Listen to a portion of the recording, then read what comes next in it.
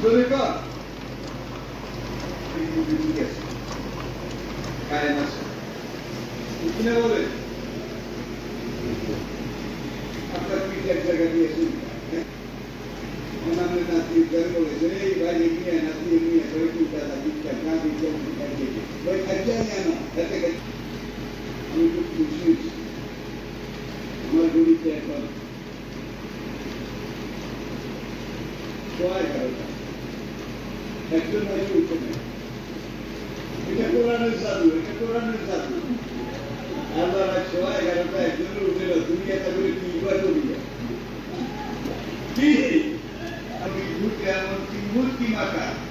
এমন চরম হবে যে ব্যাংকটা একবারে বলে ইয়া রব্বে নফসি নফসি